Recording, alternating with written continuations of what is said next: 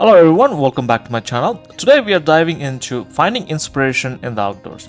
This reference was taken from New Brunswick, Canada in the East Coast with its stunning coastlines, dense forest and serene rivers, and it's a watercolorist's dream. Sometimes the best inspiration isn't the grand view but the small details. The subtle movement of a place. I like to start observing these elements and takes note from reference. You can also do quick sketches as well. Don't worry about perfection and focus on how nature or outdoor makes you feel.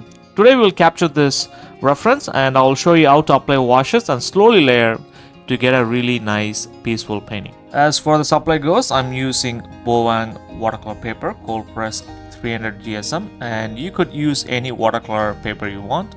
And for the paints, I'm using Winsor professional grade watercolor paints. Again, you can also use any watercolor supplies you have. Okay, let's start doing the sketching. When I do sketching, there's only few things I keep in mind is thinking about the big shapes first and my focal point.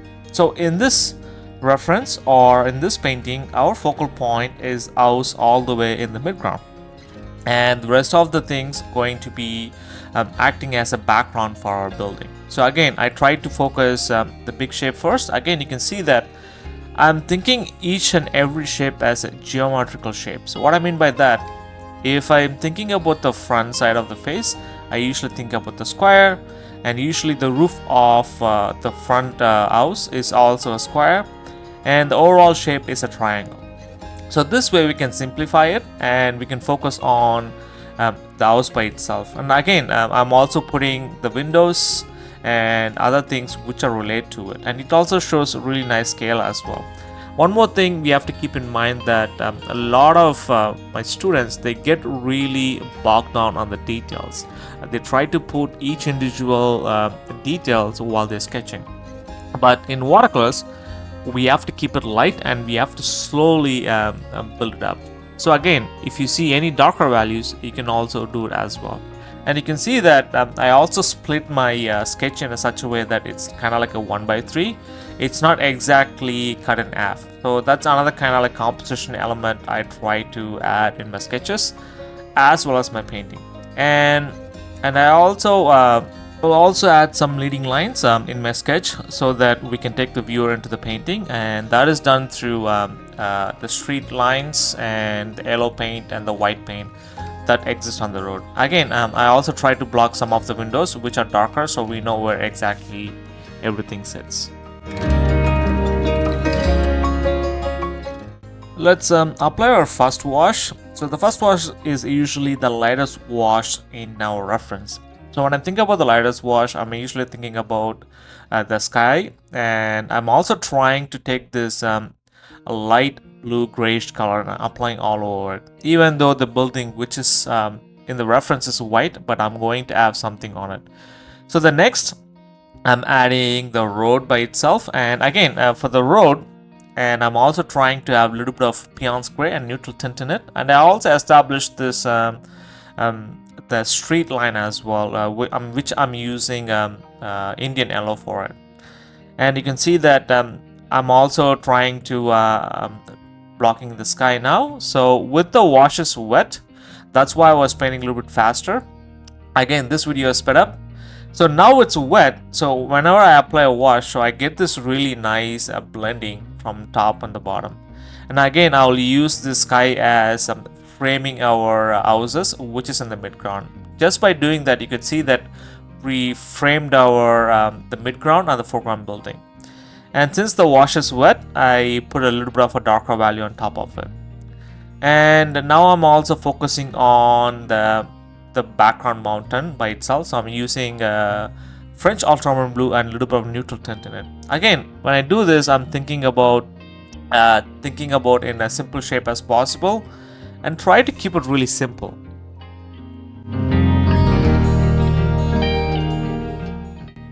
Now let's do the washes for the roof of the house, and again I'm trying to have it as water in my paint because I want a lighter wash.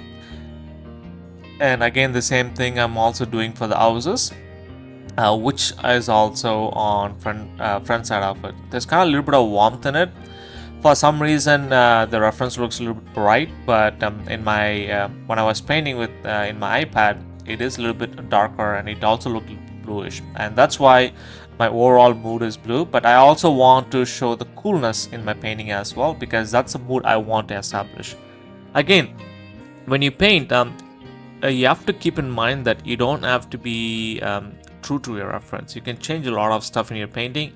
It doesn't have to be exactly the same. Again, you can see that in the reference it was the planks, which is in front side, are white, but I made it a little bit cooler because I want to create this really nice cool mood in my painting. And again, I'm doing the first wash for the roof, and I'm using yellow ochre and a little bit of orange in it. So now I'm going to add the grass patches. And when you add these greens, it looks a little bit darker, and it's fine because that also creates a little bit of contrast, and that's why I went a little bit darker on it. And when you add green, try to mix a lot of different greens and don't just have one colors in it. And you can see that the amount of greens I mixed in it. There's a light green, dark green, and I also want to connect that grass patch with the foreground building. That's why I tried to add some grass, which is kind of like connecting to the foreground building. The same thing on this side. When you paint grass patches, you have to think everything in one single shape. Don't think as each individual grass patches, then it will really be hard to control, and a lot of people overwork on it. So this is the easiest way not to overwork it, just combining as a one single shape. And I'm also combining this with this a road which is kind of coming from the left hand side. So now I'm focusing on the pole.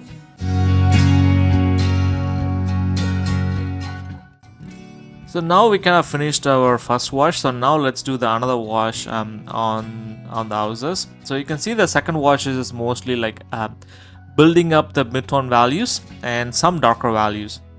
And wherever I see some darker values, I'm going to apply it. Again, in the mid-ground houses, I try to keep everything minimal, not to add a lot of details, but whereas in the foreground building, I'll add a lot of details. And you can see that I also missed that part which is at the bottom of the house. I'm also adding that as well. And I also used darker pigment for the windows by itself. And now you can see that I'm kind of giving some wash on the roof because it's a darker value. And again, in our reference, it looks a little bit lighter, but I made it darker to create a contrast between light and darks. And you can see that I applied a paint at the bottom. Then I used a clean soft brush to blend from bottom to the top. So that's a darker value again on the other side. Just by adding that, you can see that it looks three-dimensional already. And so the front side of the house is facing the other side. So it's going to have a little bit of a darker value than the front part of the house, which is facing us. The same thing on this side, and you can see that as soon as we add that value, it kind of looks three-dimensional already. Okay, let's go and apply the third wash. So the third wash is kind of like a darker value on top of the mid-tone values. So this is the wash which kind of makes everything, sits everything in place and creates depth. And you can see that the road got a little bit dull, and that happens, I know that. So now we're going to go and glaze over it and try to get the details of getting the value right, as well as trying to create the depth. But you can see that as soon as we put the road, now we kind of create this values of light, mid-tones, and a darker value. So now I'm taking a pigment of a little bit of burnt amber and a little bit of blue in it, and you can also use neutral tint out of the blue as well. And now I'm trying to establish the windows, but I can see that as soon as we put that windows, everything came alive.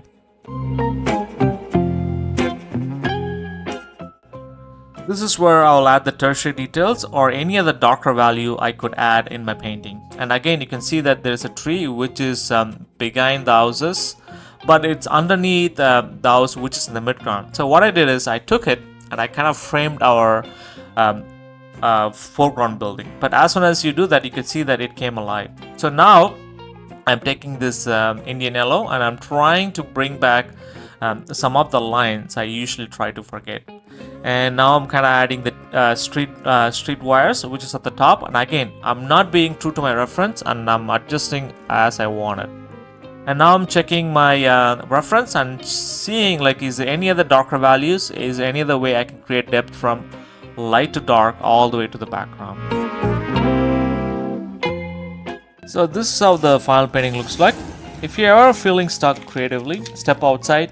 Nature is the greatest source of inspiration and there is no better place to explore it while you are traveling. I was blessed enough to be at New Brunswick, passing through this road, and I'm able to see these houses. Thank you so much for joining me on this journey.